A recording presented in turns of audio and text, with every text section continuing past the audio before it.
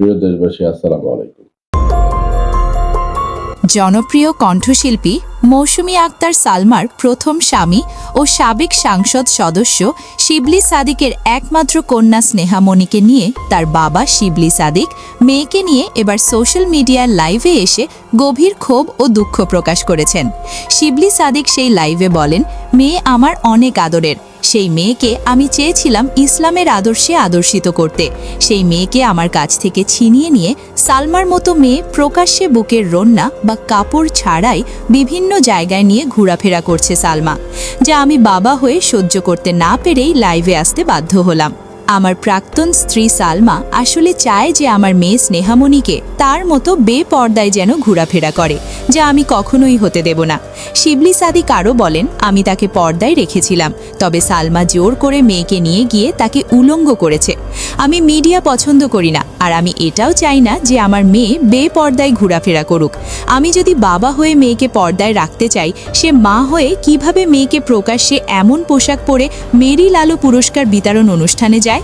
সালমাকে উদ্দেশ্য করে শিবলি সাদিক বলেন, সে কি মেয়ের আসলে ভবিষ্যৎ চিন্তা করেই এমন কাজ করছে, নাকি মেয়ের পরকালের কথা চিন্তা না করেই মেয়েকে বেপর্দায় নিয়ে ঘোরাফেরা করাচ্ছে, যা আমি জানতে চাই। আদরের মেয়েকে সাবেক সংসদ সদস্য শিবলি সাদিক মেয়েকে ধর্মীয় মূল্যবোধের উপর এবং তার আদর্শে বড় করতে চেয়েছিলেন, কিন্তু ক্ষমতাচ্যুত শেখ হাসিনা দেশ থেকে পালানোর পরপরই হঠাৎ করেই নিখোঁজ হয়ে যান এই সাবেক সংসদ সদস্য শিবলি সাদিক।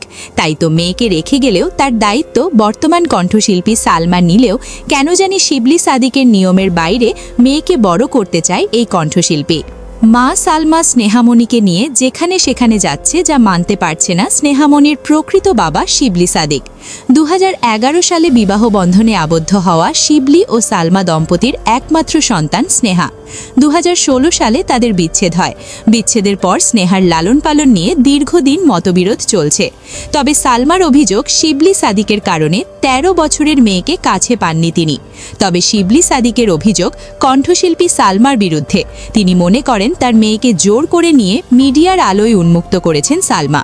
তবে মেয়েকে ঘিরে কণ্ঠশিল্পী সালমার কোনো বর্তমান প্রতিক্রিয়া পাওয়া যায়নি।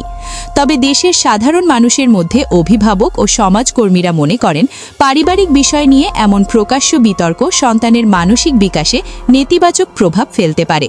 ফ্যামিলি কোর্টের মাধ্যমে সন্তানের সর্বোত্তম স্বার্থ দেখিয়ে সমাধানের আহ্বান জানিয়েছেন সংশ্লিষ্টরা।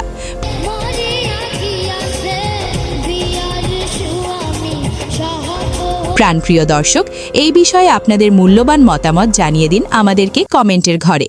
Desk report, Trends news 69।